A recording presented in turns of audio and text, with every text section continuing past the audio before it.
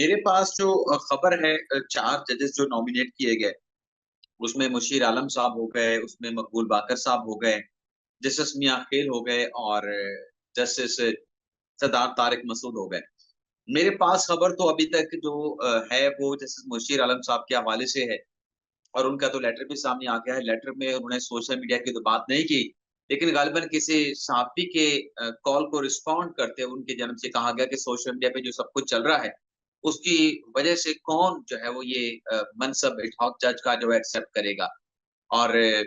कुछ उन्होंने अपने लेटर में जो फलाही काम है उनका भी ज़िक्र किया, जो वो कर रहे हैं, उनके जो मुख्तलिफ प्रोजेक्ट्स हैं, उनकी अपनी फाउंडेशन है। लेकिन साथ में मेरे जो ज़राए बताते हैं कि कुछ उनकी तबीयत भी इजाज़त नहीं देती कि वो मतलब इस ओहदे को एक्सेप्ट कर सकें। उनके कोई जो है वो सेहत के मसाइल ऐसे हैं जिसकी वज़ह से वो इनकार कर गए हैं। लेकिन लामहला ज़ाहिर-सी बात है कि अगर हम माज़ी में जाएँगे, तो जैसे जिलानी साहब ने भी जो 6 जजेस का लेटर था उस पे अपनी कंसेंट दे दी थी और उनकी कंसेंट के बाद के जैसे जिलानी साहब जो है उस कमीशन को हेड करेंगे जजेस के खत के हवाले से जो इस्लामाबाद हाई कोर्ट के जज साहबान ने लिखा था। लेकिन फिर जो सोशल मीडिया पे उनका जो हशर-नशर किया गया, उनकी जो तस्वीरें लगा के जो बातें की गई, तो फिर जिलानी साहब ने इनकार कर दिया था कि मैं नहीं करता और माज़रत कर ली थी, लेटर रिस्पॉन्स के तौर पे भिजवा दिया गया था। तो मुशीर आलम साहब का तो मेरे नॉलेज में है, उन्होंने इनकार कर दिया है। बाक़िर साहब के साथ मैंने खुद भी राब्ता करने की कोशिश की है, लेकिन बाक़िर साहब के साथ मेरा राब्ता नहीं हो सका। आज आप जानते हैं कि 9 मुहर्रम का दिन है, 10 मुहर्रम का दिन है और बाक़िर साहब का ताल्लुक जो है, वो भी हमारी जो है वो शिया बिरादरी से है, तो वो ज़ाहिर-सी बात है कि वो इस मजलिस व मजालिस वग़ैरह में कहीं मसरूफ़ होंगे, तो मेरा उनके साथ राब्ता नहीं हो सका। अलबत्ता जो दीगर जो 2 जजेस हैं, जो नॉमिनेट किए गए हैं एड हॉक जज के लिए, जस्टिस तारिक मसूद साहब हों या फिर जस्टिस मियां खेल साहब हों, उनके बारे में जो हमारी ज़राए से बात हुई है, तो दोनों जज साहबान ने तहरीरी तौर पे अपनी कंसेंट दे दी है और मियां खेल साहब ने कहा है कि वो जो मसाकपती कमीशन है उसके सरबराह है, लेकिन अगर कमीशन ने कंसीडर किया, शर्त क्या है? कमीशन ने कंसीडर किया तो फिर वो ट्रिब्यूनल की जो चेयरमैनशिप है उसको छोड़ के सुप्रीम कोर्ट में एड हॉक जज के तौर पे अपनी ज़िम्मेदारियाँ सरअंजाम देंगे। और यही बात है जैसे सरदार तारिक मसूद साहब की जानिब से की गई है, ज़राए बताते हैं कि तारिक मसूद साहब ने अपने जवाब में ये कहा है कि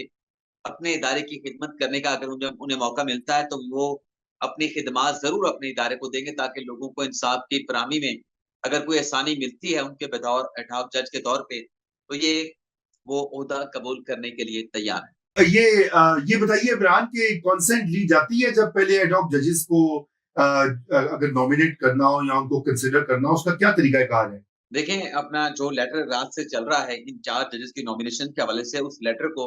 2 सफ़ात का वो लेटर है, उसमें वाज़ेह तौर पे लिखा गया है कि इन 4 जजेस के नाम प्रपोज़ किए जा रहे हैं। इन 4 जजेस के नाम प्रपोज़ किए जा रहे हैं और 19 जुलाई को जुडिशियल कमीशन का इजलास होगा जिसमें स सेक्रेटरी जो है जुडिशियल कमीशन की रजिस्ट्रार सुप्रीम कोर्ट साहिबा, उनकी ज़िम्मेदारी लगाई गई है कि आप इन जज साहिबान की रेडीनेस के हवाले से, इनकी अवेलेबिलिटी के हवाले से जो है आप इनसे मालूम करके आइंदा जो जुडिशियल कमीशन का 19 जुलाई को इजलास है, आप उनकी अवेलेबिलिटी, आप उनकी जो रेडीनेस है, उस हवाले से कमीशन को आगाह करेंगे। यानी ये लेटर वाज़ेह तौर पे बताता है कि उनका नाम प्रपोज़ करने से पहले उनके साथ राब्ता करके, चारों जज साहबान के साथ राब्ता करके उनकी कंसेंट या उनकी अवेलेबिलिटी के हवाले से नहीं पूछा गया, बल्कि उनके नाम प्रपोज़ करके सेक्रेटरी जुडिशियल कमीशन को कहा गया कि आप उनसे उनकी अवेलेबिलिटी के हवाले से कंसेंट लें। अच्छा, मजे की ये बात है कि ये लीक कैसे हो गया ये खत? ये तो एक कभी मीटिंग का एलामिया था, रातों रात ये मुझे मैंने देखा व्हाट्सएप ग्रुपों में, ट्विटर पे सर्कुलेट हो रहा था। तो ये कैसे बाहर आ गया एकदम? क्योंकि ये आया है तो फिर आपने देखा एक सोशल मीडिया कैंपेन स्टार्ट हुई है जिससे डर के जस्टिस मुशीर आलम ने कहा अपनी जान बचाओ। पहले तसद्दुक जिलानी साहब भी यही कर चुके थे जब उनको किसी कमीशन का सरबराह लगाया तो इतना उन पर प्रेशर आया कि वो उन्होंने माजरत कर ली। जी। देखें, ये अगर बात ना सिर्फ़ चीफ जस्टिस के चैम्बर तक हो और रजिस्ट्रार के ऑफ़िस तक हो, तो फिर तो आप इसको रोक सकते हैं। वहाँ पर भी रुकना मेरे ख़्याल से मुमकिन नहीं होता क्योंकि जब ऑफ़िसेज़ में चीज़ें जाती हैं, चीफ जस्टिस के चैम्बर में भी ढेर सारा स्टाफ़ होता है, कुछ दर्जन भर के करीब वहाँ पे स्टाफ़ होगा, तो काज़ी पाशा साहब तो फ़ाइल लेके अपने पास नहीं बैठेंगे। वो फ़ाइल कोई तैयार करेगा, कोई इसका नोट बनाएगा, नोट बना के पुट करेगा, वो रजिस्ट्रार ऑफ़िस होगा जो नोट बना के पुट करेगा। इसी तरीके से रजिस्ट्रार ऑफिस में भी दर्जनों का स्टाफ होगा, तो बात रुक नहीं सकती। लेकिन यहाँ पे जो लेटर है, आपने बात तो बिल्कुल ठीक किया कि जब ये पब्लिक हो जाता है तो फिर सोशल मीडिया के ऊपर बैशिंग का आगाज हो जाता है। लेकिन ये जो लेटर है, ये जो बनाया गया है नॉमिनेशंस के हवाले से, ये तमाम अरकान को भेजा जाता है। जुडिशियल कमीशन के 9 अरकान हैं,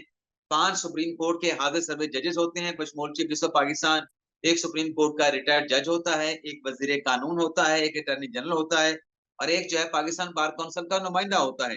और ये लेटर जो हमने देखा है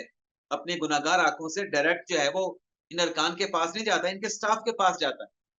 वजीर कानून का लेटर उसके स्टाफ के पास जाता है, वो ओपन करके उसका नोट बना के वजीर कानून को पुट करते हैं। जो लेटर अटॉर्नी जनरल के पास जाता है वो भी उनके स्टाफ के पास जाता है, वो भी नोट बना के उसको पुट करते हैं। हो सकता है कि अख्तर हुसैन साहब का लेटर उनको बराह रास्त मिलता हो, लेकिन बाकी जितने भी अरकान हैं उनके पास जो लेटर जाता है उनका स्टाफ उनके सामने पुट करता है। तो ये आप चीज छुपा नहीं सकते।